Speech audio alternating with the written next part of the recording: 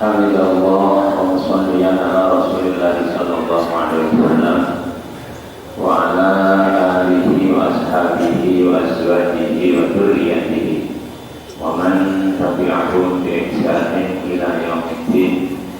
Al-Qail qala rabbi shrah li sadri wa yassir li amri wahlul 'uqdatam min lisani yafqahu qawli.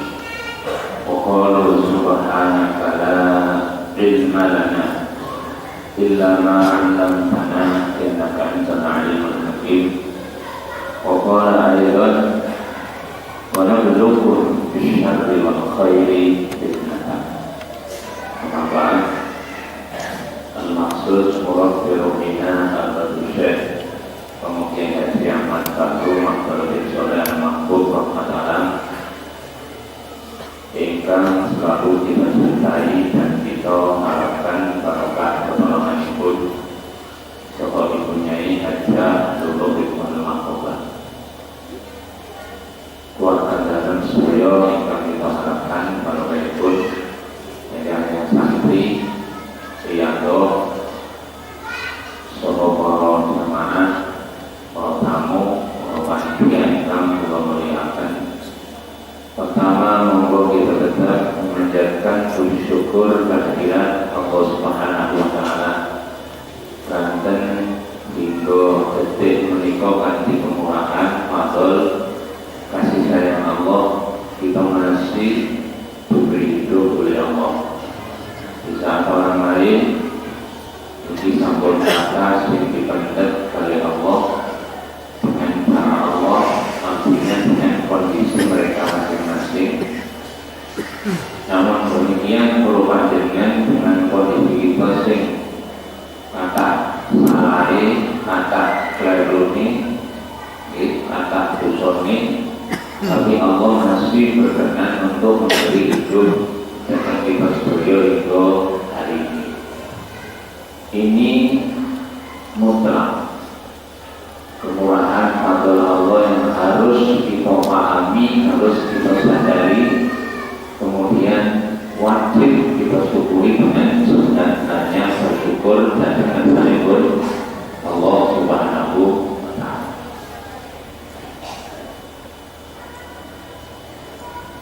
Hingga detik menika kula panjenengan masih diberi kenikmatan Islam, masih diberi mau dan mampu istiqomah mengikuti acara di pondok kita ingkang berkualitas menika. Kalau dengan masih juga diberi kesehatan oleh Allah. Ini hal luar biasa ingkang membuahkan kepahaman kesadaran kita dan syukur kita.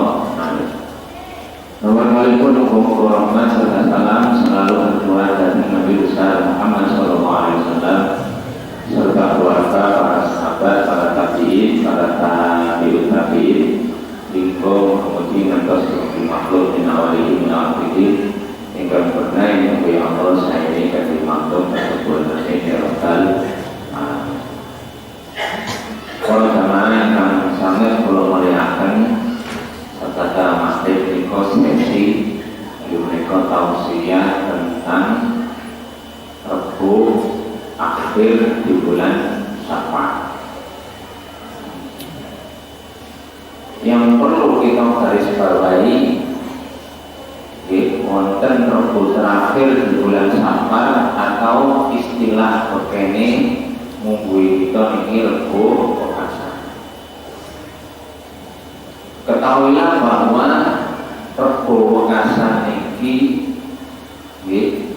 niki hasil daripada mukasapaipun para waline Gusti Allah, dan ini tidak ada sangkut pautnya dengan Al-Quran dan hadis. Karena di tempat kita ini di pondok pesantren Biharu Bahri Salihul Rahman, beliau Murabbi Ruhina Al-Syekh Romo Kiai Haji Ahmad Bakru Makhluk Soleh Mahbub Rahmat Alam ini mengatakan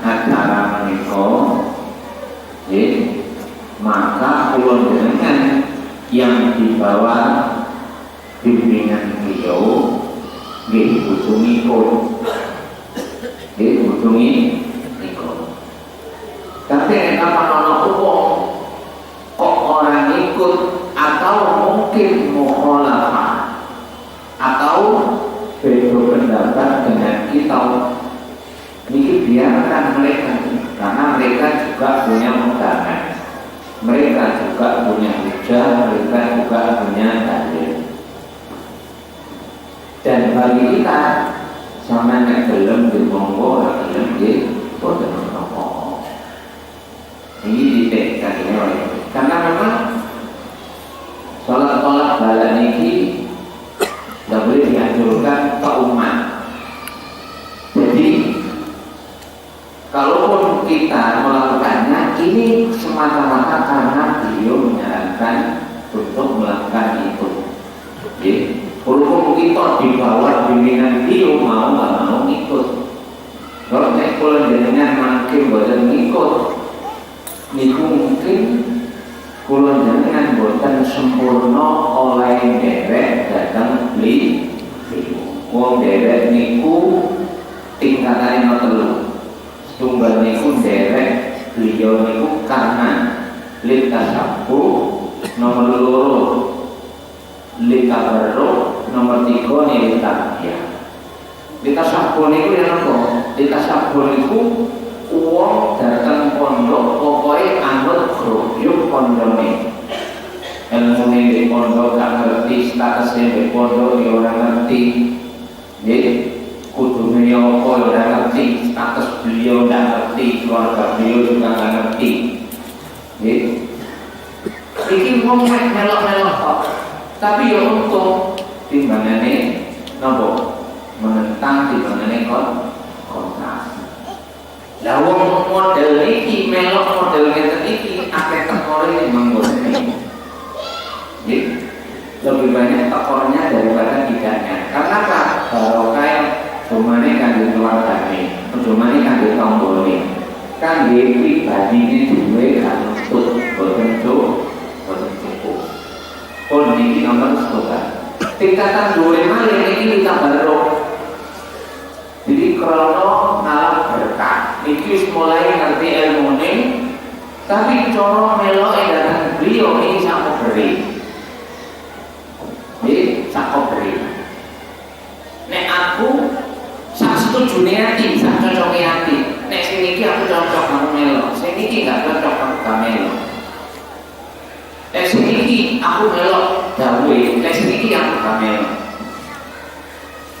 Jadi niki padha harus tingkatannya ya wis meh koyo sing nomor tunggal wae cuman dhuwure iki mboten mau. Lah wong kan modelnya niki akeh tekore ya. Iki padha-padha akeh tekore. Jadi cara barokah niku kadang cukup kanggo dhewe, kadang ora cukup. Wis pun tanggung. Nggih, kangge keluargane ndak usah tanya Bu. Kenapa? Kanggo awake dhewe kadang-kadang cukup, kadang-kadang mboten cukup. Oh itu bisa ngene, kok ngene, nglawan ngene, wis kok ngene, priya kok ngene, kok sing macet ngono ae, kok keluargane ngono ae. Ini yang harus kita pahami sejak sekarang status. Karena status keikutsertaannya masih status tak baru. Gini, status tak baru. Jadi nek masih cocok karo atine jauh beliau dia lo, kapan gak cocok kalau pandangannya gak lo, ini jenenge tak baru. Aku nak iko yang melo istiqoroh, nek iko gak melo aku. Lagi ini sih gak ada apa, barokah iko ora cukup. Bagaimana kan anak dulu ini keluarganya, kan bawa ini bukan cukup. Lalu terus supaya barokah itu cukup, jangankan untuk diri sendiri. Anak turun, keluarga, tetangga, bahkan itu lebih luas lagi. Bahkan tetangga itu bukan satu RW, satu RT, tapi pun satu desa. Bahkan langsung lebih hebat lagi satu kecamatan. Bahkan lebih hebat lagi satu kabupaten. Bahkan lebih hebat lagi satu provinsi, bahkan lebih hebat lagi seluruh Indonesia, bahkan yang jos niki seluruh dunia. Tapi pertanyaannya, lek melok barokah cukup sampai koyo wonten iku kudu melok tingkat apa? Niki derek kudu tingkatan lintar dia. Napa? Lintar dia. Jadi nek kapan kula jenengan derek kata beliau tingkatan lintar dia, insyaallah niki sudah tahu kata orang, kecuali pas berusaha. Lek jenenge wong rusak iku nggih maklum sapa wae atine iso rusak. Selama status orang tersebut masih disebut manusia, yang namanya jatuh itu bukan hal yang luar biasa, tapi hal yang biasa. Hal yang biasa. Jadi kepingin dari tingkatan ini tarbiyah itu yang apa? Tarbiyah itu total. Coro dari ini orang angen-angen, orang gunakno angen-angen dhewe, mboten gunakno pikire dhewe, mboten gunakno karepe dhewe. Dia akan memilih sesuatu, dia akan memutuskan sesuatu kalau ada istikharah, kalau ada petunjuk, kalau ada dawuh dari Murabbi. Jadi kapan gak oleh dawuh Murabbi gak nglakoni apa-apa. Misale nggih matur kepengin nyambut gawe. Nek kula nyambut gawe ngeten sing kang mboten, saya mboten apa mboten yo ora. Nek kula kawin kali niki saya mboten dereng saya nggih enggak. Nek kula saniki bangun griya, kula kepengin bangun griya niku tunggal sasi malih pun dereng. Nek kula kepengin tugas griya saged mboten dereng. Nek kula kepengin tuku mobil saged mboten dereng. Yo gak tuku. Waduh niki enten tanah moras niki kan sebelah dari kula. Kira-kira kula tumbas saya mboten pun dereng. Yo ora tuku. Oh niki kepengin muliakan anak kula pilihane A, B, C, D. Kira-kira sing deket niki nek kepinginnya sih kan A, bab niki negeri keren maju. Oh boten sing sekeca sampean anake mlebet C, yo melok C, padahal cara lahir kurang keren, kurang maju dan sebagainya. Tapi nek kan derek politika dan tarbiyah sudah enggak mikir, enggak nuruti karepe dhewe, mboten melok angan-angan dhewe, tapi mutlak derek jawab. Iki derek tingkatan tarbiyah. Pertanyaane saniki, kira-kira sing iki ngono sapa ya? Wallahu a'lam bissawab. Aku lho selalu ngono, bel. Nggih. Nggih namanya. Bel apa bola? Jadi kalau dulu ngomong wis nek ngomong saiki aja terlalu ngono-ngono. Biasa-biasa wae. Nggih, tengah-tengah saja. Karena memang ini masa. Jadi mengalami degradasi masa. Dan ini berdasarkan sejarah. Dan belum perlu zaman-zaman dahulu, zaman setelah tinggal Nabi di foto. Pondok pesantren sing tinggal muassis pendiri utamanya ono degradasi itu biasa. Itu hal biasa. Cuman alangkah indahnya nek momen-momen malam berprovokasi sing wis didedekno, sing wis dianjurno kali Murabbi niki kita betul-betul lampahi. Engko ono salat dalu, mari kita ikuti. Karena di situ nanti akan ada sholat tolak. Ini kapan balak rezeki sumpet mungkin nggak begitu, minus hati wajar. Ini kapan balak ini ngomongin rumah tangga nggak termungkin kan di rumah jadi pacar nggak masalah. Tapi masalahnya kapan balak ini mungkin berupa hilangnya keimanan, hilangnya tawakal, hilangnya keyakinan, hilangnya rasa nikmatin derek, hilangnya keyakinan pada keluarga dalam hidup. Inilah bala luar biasa. Akhirnya kalau jenengan nang pondok tapi karena dosa kehilangan rasa. Ini yang perlu kita manfaatkan di momen-momen berbuka yang di dalamnya pulang jenengan dididik untuk melakukan nomor sholat jadi kalau hari kita runut, saya yakin dengan semuanya sering mendengar kata-kata bala, kata-kata musibah, kata-kata fitnah. Kira-kira terus memang betul.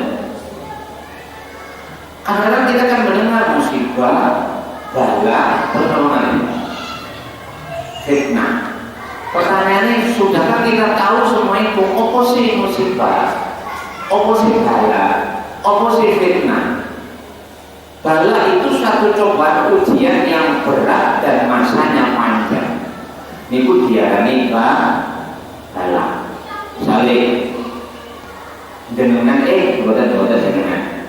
Misalnya nopo diuji loro gak waras-waras tahunan. Nggih, loro gak waras-waras tahunan. Nggih, berat lorone berat tahunan. Iki bala. Kenapa? Lorone berat gak kabeh wong iso nyangga lorone iki. Masanya panjang tahunan. Iki diarani bala. Nggih, paham nggih? Sing nomor musibah. Napa musibah niku? Musibah niku cobaan yang berupa kesulitan yang mau. Tapi ini masanya juga tidak terlalu panjang. Pernah mengalami kesulitan ekonomi, tapi masanya tidak panjang. Tapi Allah memberi anugerah kasih. Pernah mengalami gangguan rumah tangganya nggak tentrem, boten sakinah, boten mawaddah, boten rahmah, tapi nggak panjang. Pernah mengalami anaknya gablek, nakal, nggak boten gede, wakil kandangan yang wani wong tua, tapi masanya nggak panjang. Ini kesulitan. Sing nomor telu fitnah itu cobaan ujian yang kecil, masanya juga tidak terlalu panjang. Lah kata-kata fitnah ini di akhirat niki siksa, tapi nek kangge di dunya niki boten. Nah, kata-kata fitnah ini kadang-kadang dipakai untuk hal yang positif, juga kadang-kadang dipakai untuk hal yang negatif. Contohnya di Quran yang mana belukum bisyarri wal khairi fitnatan. Misalnya aku akan menguji kalian dengan satu kejelekan dan dengan satu kebaikan. Untuk apa? Fitnatan, sebagai cobaan ujian. Jadi nek kapan kula jenengan diuji kali Allah diparingi mampu mau dan mampu menghadiri acara ngetan, syukur apa ora, ngakoni apa ora, nonjolno dirine apa ora. Nggih, nek kapan gak nonjolno dirine tapi nonjolno pengulangan fadhole Allah selamat jenengan berarti syukur. Tapi ketika jenengan menonjolkan kemampuan jenengan niku kufur. Berarti gak lulus ujian. Ya mau sampean melo enggak ini pas pembukaan jelas tak. Ya ora awak ya ora padha karo awakmu iku. Dablek men-men. Nah iki sampo. Iki gak lulus ujian. Sing bener ya apa? Sing bener niku alhamdulillah aku diparingi iso melo. Sampeyan gak melo ya wis muga-muga ben iso melo. Iki jenenge syukur.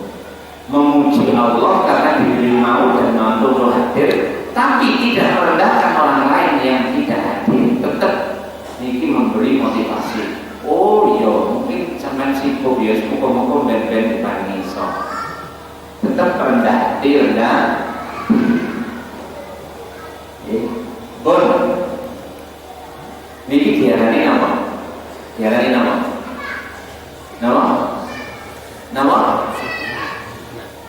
Nama? Coba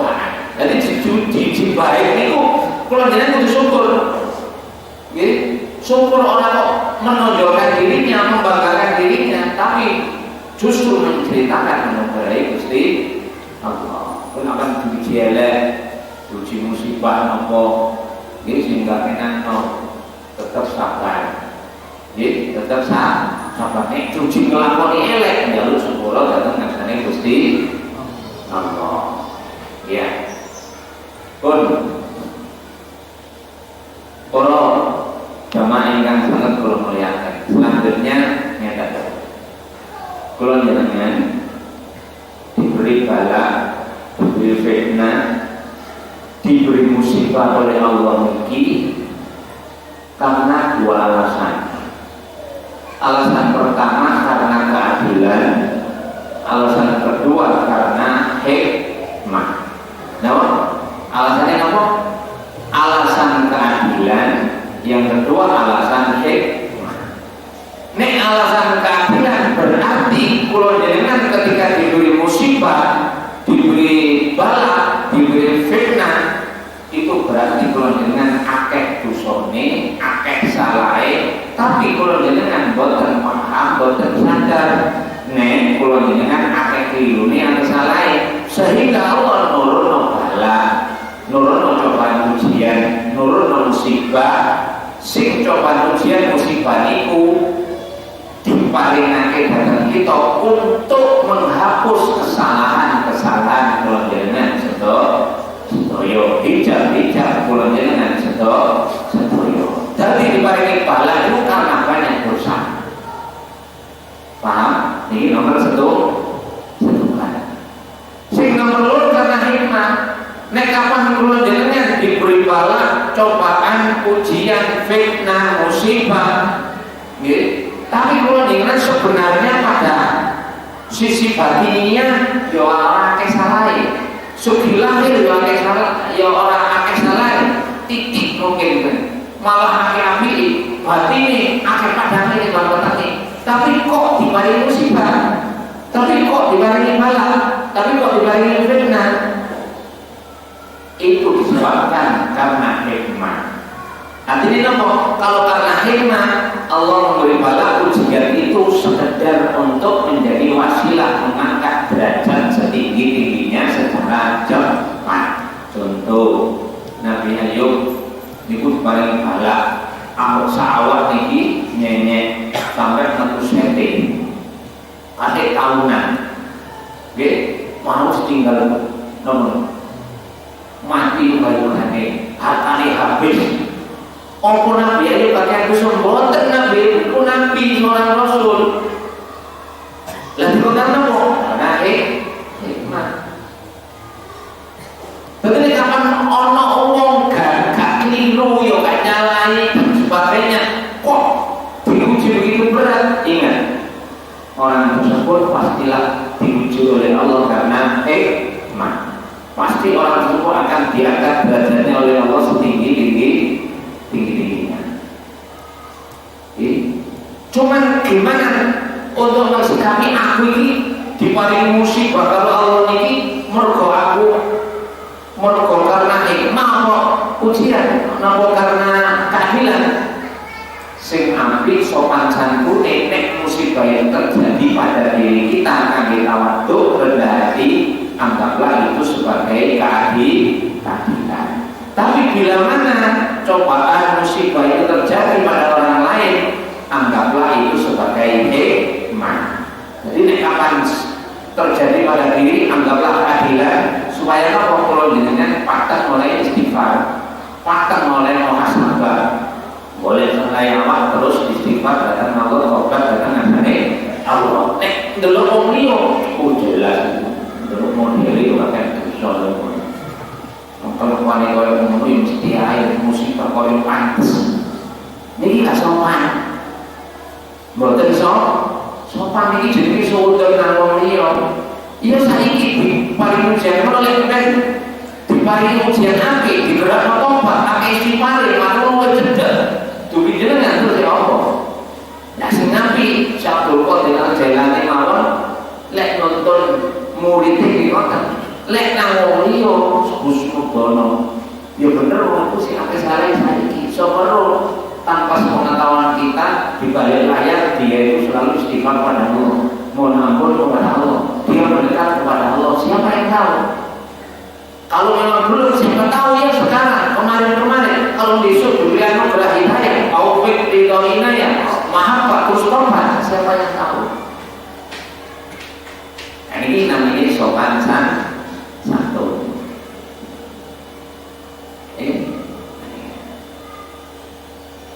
Pun selanjutnya, para jamaah yang sangat kalau muliakan. Terus kita nanti malam insya Allah akan melakukan sholat tolak bala. Nah, di dalam sholat tolak bala itu ada sesuatu yang wajib dibaca. Ini kalau nggak baca itu maka sholatnya tidak sah. Nopo nih, moco nopo nih. Nek gak moco itu sholatnya tidak sah. Moco nopo nih. Moco Fatihah. Nah, ini kita koncei Fatihah. Terus kenapa di pondok ini beliau menuntun kita untuk istiqomah 40 hari sekali membaca suratul Fatihah, istighosah dengan membaca suratul Fatihah sebanyak 99. Jadi dia selapan tidak. Niku zikiran istighosah, niku mau Fatihah 99. Ada apa sih di Fatihah tersebut?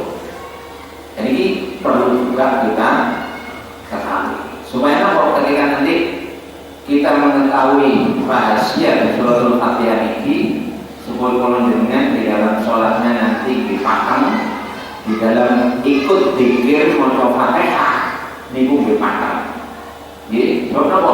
Jadi kita kan momen tolak bala. Nah kalau dengan nyuwuni ditolak bala ini supaya dimakbul karo Gusti Allah, kanthi kemurahan oleh Allah barokah ditulungi murabbiru langoten kanthi barokah ditulungi murabbiru wasilahe salat tolak bala. Jadi jaluk kula jenengan ditolak balae, baik tolak bala secara lahir batiniah, secara batin maupun secara lahir. Nah, ini supaya ditolak. Kula nunggu di sini. Nah ini tolak bala. Jadi ketika kula jenengan sholat, ini di situ ada rahasia saat kula jenengan maca Fatihah. Nah ini nabi niku nanti tahu. Qad sabata an Rasulillah sallallahu alaihi wasallam annahu qala yaqulu Allah azza wa jalla yaqulu Allah azza wa jalla qasamtu sholata baini wa baina abdi nisfain. Jadi kanjeng Nabi dawuh, dawuh kanjeng Nabi ini nyeritakno hadis qudsi, nyeritakno dawuh Gusti Allah. Nah Gusti Allah itu dawuh ngeten, aku membagi sholat itu menjadi dua bagian. Bagian yang pertama ini bagian hamba-hambaku, bagian yang kedua bagianku.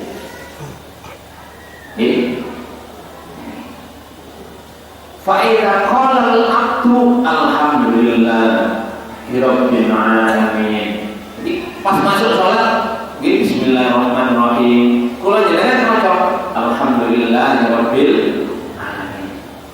Qala Allah subhanahu, Gusti Allah dawuh, hamidani abdi, hambaku memuji-mujiku. Saat kula jenengan maca alhamdulillah rabbil alamin, hamidani rabbi, hambaku memuji-mujiku. Wa idza qala al-abdu ar-rahmanir rahim, ketika kula jenengan maca alhamdulillah rabbil alamin, terus ayat ketiganya apa? Ar-Rahman Ar-Rahmanir Rahim. Napa jawabe Allah napa? Nggih, wa qala Allahu jalla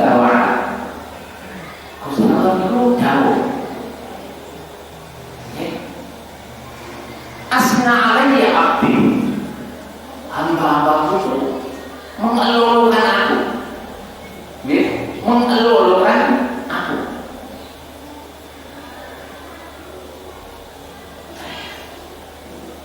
Terus wa idza qala al-'abdu maliki yaumiddin, ketika kula jenengan maca maliki yaumiddin, napa dawuhe Gusti Allah? Qala Allahu subhanahu. Terus Gusti Allah itu dawuh, majadani abdi. Wah, hamba-hambaku mengagung-agunganku, hambaku mengagung-agunganku. Li'anna tanjid huwa tikrarus sana wa tausik bisan. Wah, hamba-hambaku mengagung-agunganku.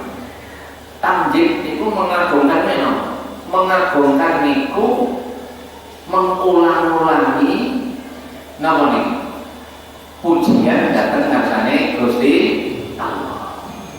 Terus memperbanyak wa tausik bisan, memperbanyak memuji-muji Allah. Pun ketika kula jenengan maca iyyaka na'budu wa iyyaka nasta'in, napa jawabane Allah? Wa qala Allah subhanahu, Gusti Allah dawuh, Gusti Allah dawuh, hadza baini wa baina abdi wa li abdi wa li ibadi masa. Ketika kula jenengan maca iyyaka na'budu wa iyyaka nasta'in, hanya kepada panjenengan saya beribadah dan hanya kepada panjenengan saya mohon pertolongan. Jawab ya Allah ya Allah. Nah, yang ini ya, yang ini bagianku dan bagian hambaku. Nek bagiannya Allah nopo, kira-kira nopo?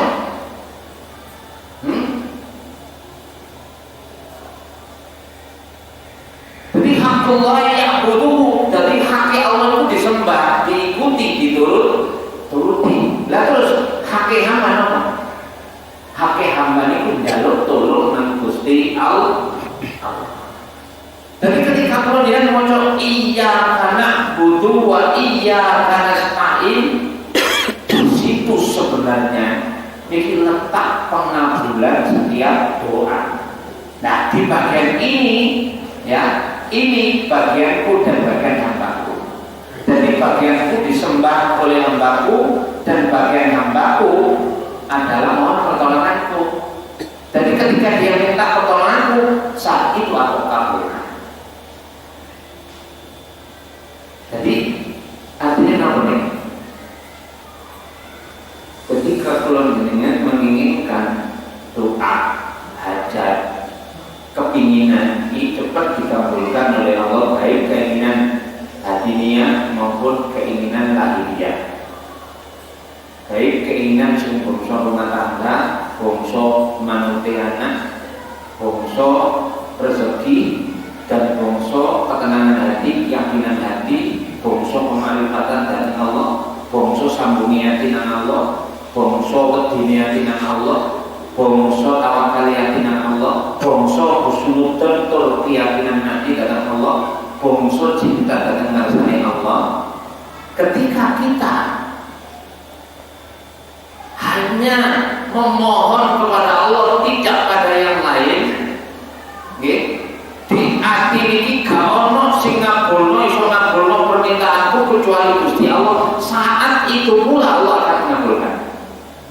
Tapi nek kapan ono donga kula jenengan kok gak kabul-kabul, itu disebabkan totalitas pengharapan kita datang ngarsane Allah niki kurang.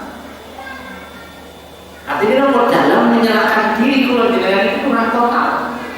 Ketika kula jenengan total datang Allah, terus mengakui betul, menyadari betul, memahami betul bahwa yang bisa mengurai permasalahan kula jenengan hanya Allah. Ini mungkin tiap doa yang kita panjatkan akeh tahlil timbang kok. Jadi kacake karo kula jenengan wong cedhek dateng Allah karo wong ado dateng Allah niku iki nek mungkin ibadah tingkat ibadah padha, tingkat jaware padha, tingkat tekone padha. Tapi yang membedakan kula jenengan cedhek dengan Allah karo adoe, usule dengan Allah karo orae, makrifate dengan Allah karo orae, cintane ati kula jenengan karo orae itu disebabkan totalitas sing bedakna. Jadi totalitas pengakuan keyakinan datang ngarsanipun Allah itulah yang membedakan. Nek wong iku totalitas nang Allah cara meloke datang mobil tingkat tarbiyah pun sampai tingali wong wis modele kaya ngoten niku kira-kira lakone apa kondisine apa. Tapi nek awan wong niku mek ini tok gak tau nonton atine, tidak pernah melihat kondisi diri dan kondisi hatinya. Kemudian nek kondisi hatinya itu jelek dia bertobat, kalau kondisinya baik dia bersyukur, tidak pernah memperhatikan itu. Itulah bedanya. Masih podo tingkat rutinitas nang pondok, masih podo tingkat jaware kerjane podo, masih podo tingkat infak sedekah nek kapan totalitas artine penyerahan atine gak podo, itulah yang membedakan. Jadi saiki deloke napa? Itu yang kita lihat. Jangan hanya melihat dari sisi lain. Karena kalau jenengan melihat dari sisi lain saja nanti kecil terus. Karena patokan untuk menilai itu keliru. Barometer untuk menilai seseorang itu dekat atau enggak kepada Allah keliru. Ketika keliru, nanti kalau jenengan akeh kecewain di bangko. Ini hal penting yang harus kita ketahui, kita pahami, kita sadari. Jadi mau mulai sendiri temenan mobil dan beliau ada dosen nomor kiai. Apapun yang menjadi kegiatan di pondok, insya Allah dia akan selalu ikut dan dia tidak akan pernah tidak ikut. Kalaupun dia tidak ikut, pasti ada masalah. Yang masalah itu pasti nanti ada makhluk, ada jalan keluarnya. Bukan berarti kesengajaannya, bukan keinginannya, tapi karena mungkin ini di rumah saja. Ini hal penting. Pun sampai tidak izinkan, itu wong kok slow, tapi tekun, tapi sabar, tapi zuhud ini oleh kemenangan. Orang berangasan, buatan rakus dan sebagainya. Kapan ono sing ngono niku nanti lho. Kemudian dari semua niku jenengan tiru. Karena pondok ini pikirannya pendekatan hati kepada Allah. Bukan pendekatan dohir kita, tapi pendekatan hati kita kepada Allah. Dohir itu wasilah. Dohir apa? Kalau jenengan boten saged pendekatan Allah tanpa dohir. Dia ngomong kau malaikat itu bukan sakit mendekat kepada Allah jatai ngono. Soalnya malaikat gak punya fisik, bukan gak ada dohir. Lah kalau jenengan ini gak ada dohir, gak ada dohir. Makanya kalau jenengan dituntut kali Allah mukallaf itu orang yang wajib dituntut secara lahir dan batin, secara dohir dan batin. Ini hal yang perlu kita pun terakhir kita mangke sholat. Barangkali di sisi ini mungkin banyak yang kurang, mungkin bukan ngarani, mungkin tapi muka-muka wis diwali sempurna. Amin ya rabbal. Kan Nabi itu pernah mengecam mbok menawa sing kurang pun. Tahukah kalian bahwa ada pencuri yang paling jahat? Ono pencuri paling jahat. Siapa pencuri paling jahat itu? Orang yang mencuri sholatnya. Orang yang mencuri sholat.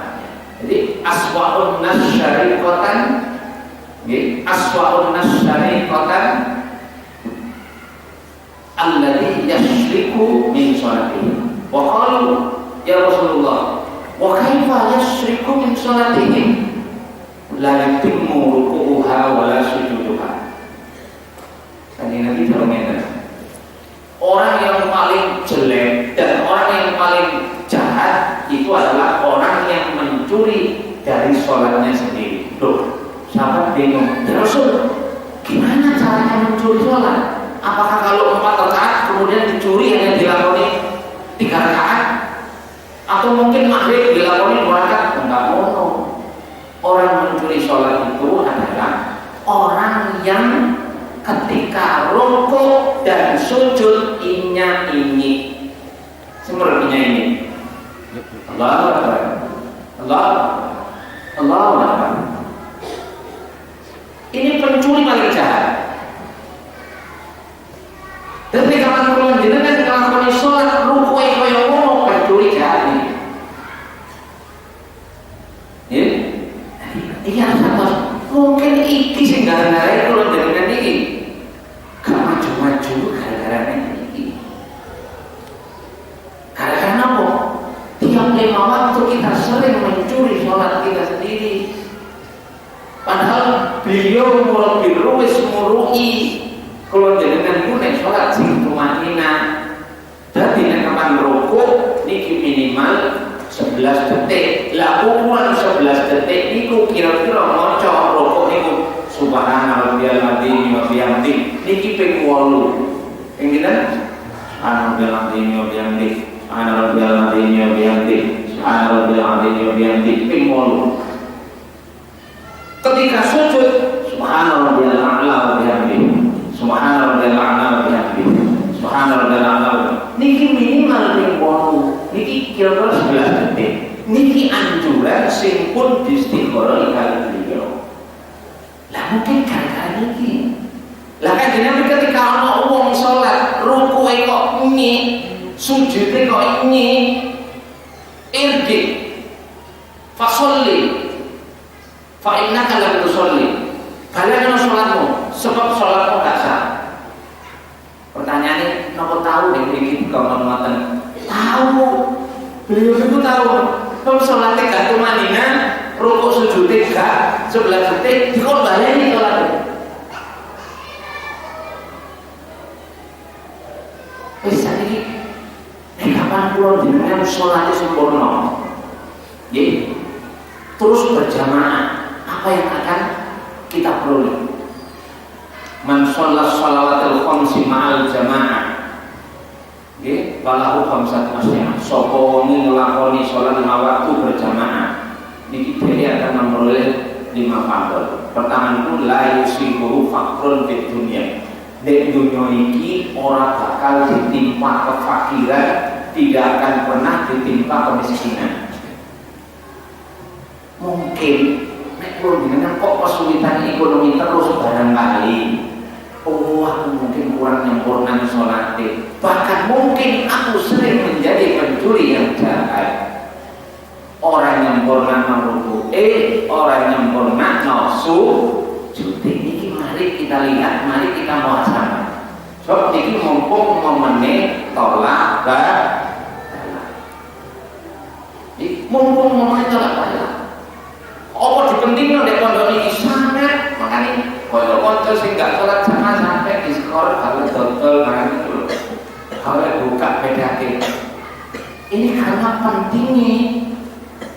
Ini nyedek datang Allah lewat sholat. Bahkan Allah sendiri dalam Quran yang kepingin kesulitan dan diselesaikan oleh Allah, wasta'inu bis-sabri was-sholat wa innaha lakabiratun illa 'alal khashi'in. Jadi mintalah kalian pertolongan kepada Allah dengan melakukan sholat. Mintalah kalian pertolongan kepada Allah dengan sabar. Tapi sholat itu sangat berat kecuali orang-orang yang khusyuk. Nek wong yang khusyuk gak abot nglakoni sholat. Nggih. Sing nomorane napa? Ya murun as-sholati kal barqil hatib, muwon di sholatul mustaqim koyo kelakannya Mbak. Yuk kita baru biar ini pokok catatan awalnya dikekno dengan tangan kanan. Nggih. Sam lanjut. Sing penting kalau tekan-tekan iku apa kok ekonomian barangkali salate iki kurang sempurna. Niki monggo kita puasa bae sejak sekarang. Monggo niki momen napa? Momen tolak bala. Makanya monggo kita niki kita ngelampaui napa? Salat tolak bala. Karena memang di lokasi ini intinya niku kali tabarruk napa? Minum dan mandi ya. Dia mandi dan minum. Ini insyaallah. Kalau kita niku ingkang saged kula aturaken nek wonten bagasi manut kula wonten wonten apa niku wonten cocokin mutlak dengan Allah. Muga-muga kaki kemuran oleh Allah kalau kasih dulu menurut dulu. Saya siapkan baru berjalan salam mampu mana. Dunia yang dulu di kalau membuka kalau kayak dan sedaya mulai sejak malam ini kita akan diberi anugerah yang luar biasa dalam introspeksi diri dan kita diberi perubahan luar biasa untuk menyempurnakan keikutsertaan kita kepada beliau Muhammad dan Tuhan Kasdoi dan kemuliaan kepada Allah berkah beliau Muhammad Rasulullah Al-Fatihah.